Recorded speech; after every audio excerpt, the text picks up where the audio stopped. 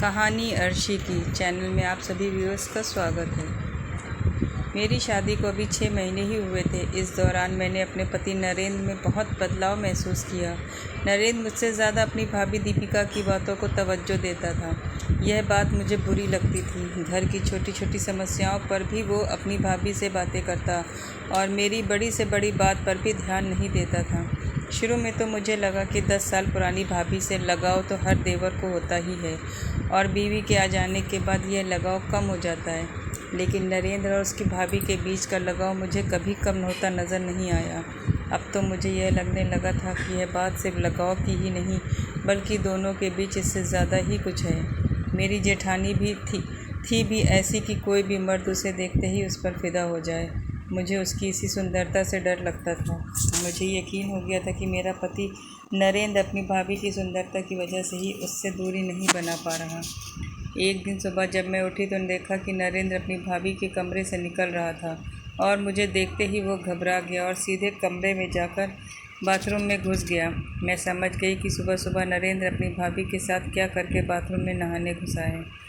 मैंने ज़ोर से बाथरूम का दरवाज़ा पीटा और बोली, नरेंद्र, तुम्हें उस औरत के साथ ये सब करना था तो मेरी ज़िंदगी क्यों बर्बाद की। मैं आज ही अपने मायके जा रही हूँ। मेरी यह बात सुनते ही नरेंद्र ने दरवाज़ा खोला और उसने एक ज़ोरदार थप्पड़ मेरे चेहरे पर लगा दिया और फिर मेरा गुस्सा भी 7वें आसमान पर चढ़ गया। मैंने भी नरेंद्र को एक ज़ोरदार घूंसा लगा दिया। नरेंद्र ने मेरे हाथों को पकड़ लिया और मुझे खींचते हुए बेड पर ले जाकर पटक दिया और बोला, रुचि, आइंदा कभी उस औरत के बारे में ऐसी बात की तो मुझसे बुरा कोई न होगा। मैं कुछ कहती कि नरेंद्र ने अलमारी से अपने कपड़े निकाले और आंगन में चला गया। मैं बिस्तर पर पड़ी रही लेकिन वह मुझे देखने तक नहीं आया और सुबह का नाश्ता किए बगैर ड्यूटी पर चला गया। आधे घंटे में मैंने भी अपना सामान पैक किया और अपने मायके शीतलपुर के लिए निकल पड़ी। मेरी जेठानी ने पूछा भी कि कहाँ जा रही हो। मैंने उसकी बात का कोई जवाब नहीं दिया। मेरे इस तरह जाने की खबर नरेंद्र को भी लग चुकी थी। बस स्टैंड से शीतलपुर की बस पकड़कर मैं शाम तक अपने मायके पहुंच गई। वो मुझे लगातार कॉल कर रहा था लेकिन मैंने उसका कॉल रिसीव नहीं किया और घर पहुंचते ही मैंने अपना फ़ोन स्विच ऑफ कर दिया और अपनी माँ को सारी बात बताकर रोने लगी। वो बोली, तूने बिल्कुल सही किया रुचि, जो तू यहाँ आ गई। अब तू नरेंद्र के पास तभी जाएगी जब नरेंद्र उस चौराड़ के मकान को अलग रहने की कसम खा लेगा। आखिर नरेंद्र के पास किस चीज़ की कमी है? कीर्ति नगर में ही उसके 2 फ्लैट प्लॉट हैं। वो तुझे लेकर अलग क्यों नहीं रहता? मेरी छोटी बहन पिंकी भी मुझे लेकर बेहद परेशान थी। पिंकी की शादी होने वाली थी, 5 महीने रह गए थे। मेरी हालत देखकर अब वो भी ससुराल के नाम से डरने लगी थी। मेरा छोटा भाई रोहित अपनी जॉब से जब घर आया तो मुझे इस तरह घर पर आया हुआ देखकर वो भी परेशान हो गया। पिंकी ने रात का खाना बनाया और हम सभी ने एक साथ ही खाना खाने बैठ गए। खाने के दौरान मैंने अपना फ़ोन ऑन किया ही था कि नरेंद्र का फिर से कॉल आना शुरू हो गया। मेरी माँ ने देखा तो वे गुस्से से बोली, तू फ़ोन मुझे दे, मैं उस कमीने से बात करती हूँ। लेकिन मैंने माँ को फ़ोन नहीं दिया और खाना ख़त्म कर अपने कमरे में आ गई। नरेंद्र ने आकर मैंने नरेंद्र को फ़ोन रिसीव किया तो नरेंद्र ने कहा, रुचि, तुम अपनी मर्ज़ी से गई हो तो याद रखो कि तुम्हें अपनी मर्ज़ी से ही कीर्ति नगर आना होगा। मैं किसी भी कीमत पर तुम्हें बुलाने नहीं आऊँगा। नरेंद्र की यह धमकी भरी बातें सुनकर मेरा गुस्सा भी 7वें आसमान पर चढ़ गया। मैं बोली, तुम मुझे बुलाने क्यों आओगे? तुम यही तो चाहते थे कि मैं वहाँ से चली जाऊँ। अब जी भर कर उस चुड़ैल के साथ अय्याशी करो। तुम बुलाने भी आओगे तो मैं भी उस घर में कदम नहीं रखूँगी। इस बात को 3 महीने गुजर चुके थे। मैं नरेंद्र का इंतज़ार करती रही।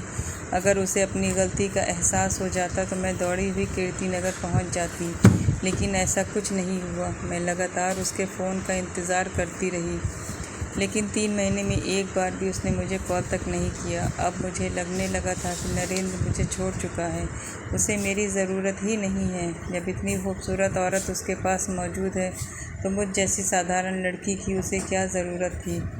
मैं नरेंद्र को लेकर बेहद निराश हो चुकी थी और मुझे इस हालत में देखकर मेरे घर वालों को भी बहुत दुख होता था। जैसे जैसे मेरी छोटी बहन की शादी नज़दीक आ रही थी, घर में काम बढ़ता जा रहा था। पिंकी की शादी को अब सिर्फ 2 महीने बाकी रह गए थे और मेरे पापा भी 2 महीने की छुट्टी लेकर घर आ गए थे। उन्होंने मुझसे कहा कि पिंकी की शादी के बाद वो मेरी ससुराल जाकर नरेंद्र से फाइनल बात करके आएंगे। अगर वो मुझे अपनाने को तैयार नहीं हुआ तो उस पर दहेज का मुकदमा दर्ज करवा देंगे। लेकिन मैं ऐसा नहीं चाहती थी, इसलिए जैसे जैसे पिंकी की शादी की तारीख नज़दीक आ रही थी, मेरा डर बढ़ता जा रहा था। मुझे मायके आए हुए 5 महीने का वक्त गुजर चुका था। पिंकी की शादी में केवल 20 दिन का वक्त बाकी रह गया था और शादी के कार्ड भी छप चुके थे। एक दिन मैंने नरेंद्र को कॉल मिलाया और बोली, नरेंद्र तुम शादी में नहीं आओगे? नरेंद्र ने कहा, मुझे तो अभी तक ये नहीं मालूम कि शादी किसकी है। मैंने कहा, 6 तारीख को पिंकी की शादी है। नरेंद्र ने कहा, तुम्हारे घर से तो कभी मुझे किसी ने खबर ही नहीं दी, ना ही शादी का कार्ड ही पहुंचा। मैंने कहा, तुम इस घर के दामाद हो तो बिना कार्ड के भी शादी में पहुंचना चाहिए। नरेंद्र ने कहा, तुम्हारे घर वाले अगर मुझे दामाद समझते तो ज़रूर खबर करते, लेकिन ना तो तुम्हारे पापा ने मुझे कॉल किया और ना ही तुम्हारी माँ ने। मैंने कहा, मैं तुमसे कह रही हूँ, क्या इतना काफ़ी नहीं है? नरेंद्र ने कहा, ठीक है, मैं शादी वाले दिन शीतलपुर पहुँच जाऊँगा। पिंकी की शादी की सुबह उठकर मैंने गुलाबी साड़ी पहन ली। यह साड़ी मुझे नरेंद्र ने ही गिफ्ट की थी। उसे यह साड़ी सबसे ज़्यादा पसंद थी। मुझे उम्मीद थी नरेंद्र दोपहर तक शीतलपुर आ जाएगा और बारात के जाने के बाद उसे रात को यहीं रुकना पड़ेगा। जब वो रात भर मेरे साथ रहेगा तो उसका दिमाग ठिकाने आ ही जाएगा। मैंने सुबह ही नरेंद्र को फ़ोन लगा दिया, लेकिन उसका कोई जवाब नहीं आया। सुबह से शाम हो गई, लेकिन ना तो नरेंद्र आया और ना उसका कोई कॉल आया। मैं बेहद मायूस हो गई। देर रात तक पिंकी खुशी खुशी विदा हो गई और मैं दुखों का पहाड़ सीने में लिए अपनी माँ से लिपट कर रोने लगी। देखने वालों को लग रहा था कि मैं पिंकी की विदाई में रो रही हूँ, लेकिन सच तो यह था कि मैं इस वक्त अपनी किस्मत पर रो रही थी। देर रात जगने के बावजूद अगली सुबह मैं जल्दी उठ गई और मैंने अपनी माँ से कहा, माँ मैं आज ही कीर्तिनगर चली जाऊँगी। मेरी इस बात पर मेरी माँ मुझसे बेहद नाराज़ हुई और बोली, जो आदमी तेरी बहन की शादी के लिए समय न निकाल पाया, उसके पास तेरे लिए भी वक्त नहीं होगा। तू सब्र कर, तेरे पापा पुलिस विभाग में मामूली कांस्टेबल ही हैं तो क्या हुआ, वह उस नरेंद्र और उसके घर वालों को छोड़ेंगे नहीं। पापा को यह बात पता चली तो वे भी बेहद नाराज़ हुए और उन्होंने मुझे कीर्तिनगर जाने से सख्ती से रोक दिया। मैं दिन भर नरेंद्र को कॉल मिलाती रही, लेकिन उसका फ़ोन अब भी स्विच ऑफ ही था। रात को मायूस होकर मैं बिस्तर पर जाकर सो गई। अब नरेंद्र की ओर से मुझे कोई उम्मीद बची ही नहीं थी। मुझे पूरा यकीन हो गया था कि जल्द ही मेरा और नरेंद्र का रिश्ता हमेशा के लिए ख़त्म हो जाएगा। लेकिन तभी अचानक मेरे फ़ोन की घंटी बजी। नरेंद्र का ही फ़ोन था। मैंने झट से फ़ोन उठाया। उधर से नरेंद्र की आवाज़ आई। वो रोते हुए बोला, रुचि सब खत्म हो गया। मैंने कहा, अभी कुछ ख़त्म नहीं हुआ है। अगर तुम मेरे घर आकर मुझे यहाँ से ले चलो तो हमारा रिश्ता अभी भी बच सकता है। नरेंद्र ने कहा, मैं अपने रिश्ते की बात नहीं कर रहा। इतना कहकर नरेंद्र फिर रोने लगा। मैंने कहा, नरेंद्र क्या बात है, तुम इतना रो क्यों रहे हो? नरेंद्र ने कहा, परसों देर रात भैया और भाभी का एक्सीडेंट हो गया है। भैया की मौके पर ही डेथ हो गई और भाभी अभी भी आगरा हॉस्पिटल में हैं। नरेंद्र के मुंह से यह बात सुनकर मेरे तो होश उड़ गए। फ़ोन कटने के बाद मैंने घर में यह बात बताई तो मेरे घर में भी मातम पसर गया। मेरी वजह से मेरे घर वाले नरेंद्र के भैया और भाभी से नफ़रत करते थे, लेकिन जब उन्होंने दोनों के ही इस एक्सीडेंट के बारे में मुझसे सुना तो उन लोगों की सारी नफ़रत ख़त्म हो गई और पापा ने तुरंत मेरे छोटे भाई रोहित को बुलाकर आगरा के लिए गाड़ी बुक करने को कह दिया। सुबह के 4 बजे तक हम लोग आगरा हॉस्पिटल पहुंच चुके थे। मेरी जेठानी दीपिका की हालत बहुत नाजुक थी। मेरी जेठानी को बच्चा नहीं हो रहा था। तमाम तरह के वे इलाज करवाने के बाद वे लोग अलग अलग मंदिरों में मन्नत के लिए जा रहे थे। 2 दिन पहले ही दोनों पति पत्नी मेहंदीपुर बालाजी दर्शन के लिए गए थे। वापसी में उनकी कार का भयंकर एक्सीडेंट हो गया। मेरे जेठ तो मौके पर ही ख़त्म हो गए और कल उनका पोस्टमार्टम होकर अंतिम संस्कार भी हो गया, लेकिन जेठानी अभी भी कोमा में थी। कुछ दिनों तक मेरी जेठानी का इलाज चलता रहा। मेरे घर वाले शीतलपुर जा चुके थे अब हॉस्पिटल में मेरी जेठानी केवल मेरे भरोसे ही थी। सुबह नरेंद्र सुबह ड्यूटी चले जाते और रात को ड्यूटी से लौटते वक्त हॉस्पिटल से होते हुए घर आते। मैं हॉस्पिटल में रहकर दिन रात अपनी जेठानी की सेवा में लगी रहती। यह देखकर नरेंद्र का बर्ताव भी बदल गया था। वो फिर से मुझसे बेहद प्यार करने लगा था। मुझे हॉस्पिटल में रहते हुए 1 महीना बीत चुके थे। अब तो हॉस्पिटल ही मेरा घर हो चुका था। इस बीच मेरी जेठानी की सेहत में इतना सुधार ज़रूर हुआ था कि वो होश में आ चुकी थी। उन्हें उनके पति के मरने का भी पता चल चुका था, लेकिन किसी ने कुछ बोल पाने की स्थिति में वो नहीं थी। 2 महीने बाद डॉक्टर्स ने उन्हें छुट्टी दे दी और मेरी जेठानी घर आ गई। मेरी ससुराल में मेरे सास ससुर दोनों ही नहीं थे। मैं जब ब्याह कर कीर्ति नगर आई थी तब मेरे घर में मेरे अलावा कुल 3 ही लोग रहा करते थे। नरेंद्र के भैया भाभी, मेरी जेठानी दीपिका ही इस घर की मालकिन थी। सब कुछ उन्हीं की देख रेख में होता था। लेकिन अब वही दीपिका इतनी कमज़ोर और लाचार हो चुकी थी कि मुझे उनकी देखभाल करनी पड़ती थी। धीरे धीरे 3 महीने बीत चुके थे। मेरी जेठानी की सेहत में अब काफ़ी सुधार हो चुका था। उनकी तंदुरुस्ती लौट रही थी, लेकिन अब भी वो किसी की बात कर पाने की स्थिति में नहीं थी।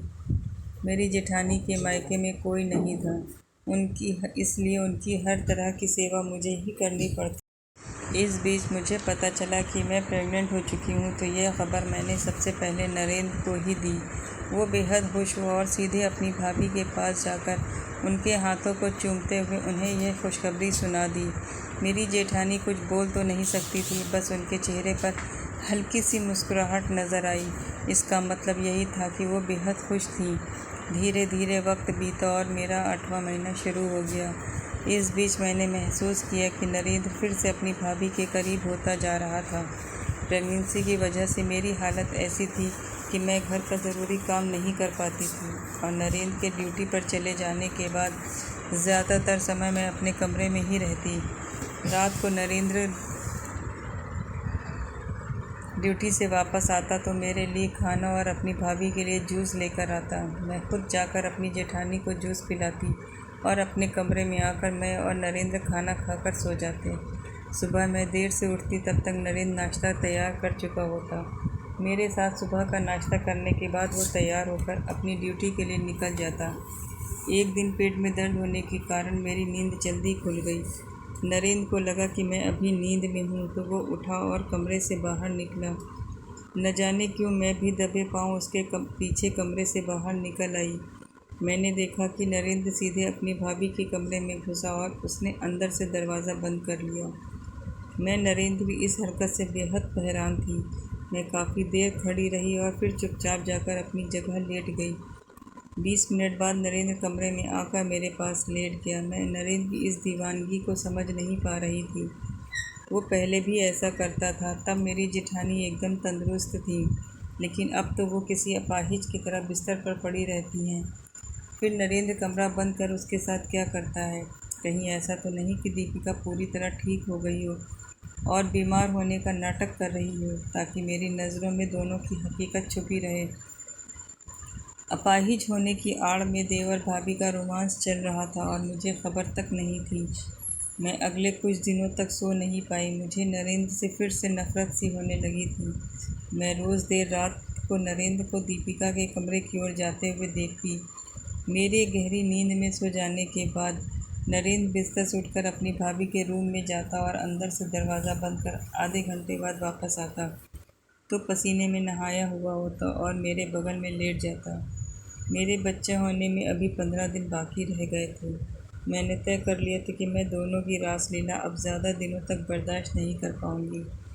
बच्चा होने के बाद तो मैं हफ्तों तक कमरे से बाहर नहीं निकल पाती। इसलिए बच्चा होने से पहले ही मैं दोनों को रंगे हाथों पकड़ने का मौका देख रही थी। रात को नरेंद्र घर आया तो हमेशा की तरह वो मेरे लिए खाना और अपनी भाभी के लिए जूस लेकर आया था और जूस का गिलास मुझे पकड़ाते हुए बोला, भाभी को जूस पिलाकर आओ, फिर हम खाना खा लेंगे। मैंने कहा, आज तुम ही पिला आओ, मेरी तबीयत सही नहीं है, मैं सोने जा रही हूँ। इतना कहकर मैं नरेंद्र के कमरे सामने ही बिस्तर पर लेट गई। नरेंद्र जूस का गिलास लेकर गया तो मैंने देखा फिर से भाभी का दरवाज़ा अंदर से बंद हुआ और 10 मिनट बाद ही दरवाज़ा खुला। नरेंद्र के हाथों में खाली गिलास लिए कमरे की ओर आता देख मैं झट से बिस्तर पर लेट गई। कमरे में आते ही नरेंद्र ने कहा, तुम अभी तक लेटी हो, थोड़ा उठो, खाना खा लो, मुझे भी भूख लगी है। मेरी तो भूख मर चुकी थी, लेकिन मेरे पेट में जो बच्चा पल रहा था मुझे उसके लिए खाना पड़ा। खाने का पहला निवाला मुंह में डालते ही नरेंद्र ने कहा, रुचि, मैंने कल की ऑफिस से छुट्टी ले ली है क्योंकि कल भाभी को लेकर हॉस्पिटल जाना है। उनकी तबीयत फिर से बिगड़ रही है। मैंने कहा, ठीक है, आप कितने बजे हॉस्पिटल के लिए निकलेंगे? नरेंद्र ने कहा, मैं सुबह जल्दी ही निकल जाऊंगा। कल भाभी के लिए कई टेस्ट होने हैं, इसलिए मुझे आने में देर हो जाएगी। खाना खाने के बाद नरेंद्र जल्दी सो गया, लेकिन मैं रात भर जागती रही। मेरी नींदें गायब हो चुकी थी। मैं तो बस सुबह होने का इंतज़ार कर रही थी। सुबह उठकर नरेंद्र ने नाश्ता बनाया और मेरे साथ नाश्ता करने के बाद अपनी भाभी को गाड़ी में बिठाकर हॉस्पिटल के लिए निकल गया। नरेंद्र के जाते ही मैं मार्केट गई और वहाँ से जासूसी कैमरा ख़रीद लाई और उस कैमरे को मैंने अपने जेठानी के रूम में ऐसी जगह फिट कर दिया जहाँ से उनका पूरा कमरा कवर हो रहा था। उस कैमरे को मैंने अपने मोबाइल से कनेक्ट कर दिया। मुझे यह सब करते हुए दोपहर के 3 बज चुके थे। तभी नरेंद्र का कॉल आया कि वो हॉस्पिटल से वापस आ रहा है। मैं अपने आज के काम से बेहद खुश थी। कल तक मेरे पास वो सबूत होगा जिसके आधार पर नरेंद्र और उसकी भाभी की असलियत मेरे लिए राज बनकर नहीं रह जाएगी। नरेंद्र अपनी भाभी को लेकर हॉस्पिटल से घर आया और भाभी को कमरे में बेड पर लिटाकर मेरे कमरे में आ गया और फिर उसने अपनी भाभी की सारी दवाइयाँ मुझे पकड़ा दी और कौन सी दवाई कब खिलानी है यह मुझे समझाने लगा। इस दौरान उसके हाव भाव देखकर मुझे ऐसा लग रहा था जैसे दीपिका उसकी भाभी नहीं बल्कि बीवी हो। रात को नरेंद्र खुद ही अपनी भाभी के कमरे में जूस और दवाइयाँ लेकर गया और आधे घंटे में वापस लौट कर आया। खाना खाने के बाद वो सो गया और मैं सुबह का इंतज़ार करती रही। मेरे गहरी नींद में होने के बाद नरेंद्र उठा और अपनी भाभी के कमरे में चला गया। आधे घंटे के बाद पसीने में तर होकर लौट आया और मेरे पास लेट गया। जब नरेंद्र अपनी ड्यूटी पर चला गया तो मैंने झट से कल से अब तक की रिकॉर्डिंग देखना शुरू की तो मेरे होश उड़ गए। नरेंद्र अपनी भाभी के कमरे में गया, उन्हें गोद में उठाकर व्हील चेयर पर बैठाया और भाभी की गंदी हुई चादर को उठाकर उसने एक तरफ रख दिया। फिर उसने उस गंदी चादर की जगह पिछले दिन धोई हुई साफ़ चादर को बिछा दिया। फिर गंदी चादर के कमरे को बाथरूम में ले जाकर धोने लगा और फिर उसने धोई हुई चादर को बाथरूम की खिड़की पर ही सूखने के लिए टांग दिया। फिर उसने अपनी भाभी की शलवार उतारकर उन्हें धोए और साफ़ कपड़े पहनाया और गंदे कपड़ों को बाथरूम में ले जाकर धोने लगा। इस रिकॉर्डिंग को देखने के बाद मेरा रूटीन यही हो गया था कि जैसे ही नरेंद्र अपनी ड्यूटी पर निकलता मैं अपने मोबाइल से दीपिका की कमरे में छुपाई हुई जासूसी कैमरे की रिकॉर्डिंग देखने बैठ जाती और हर बार मुझे नरेंद्र का वही रूटीन नज़र आता।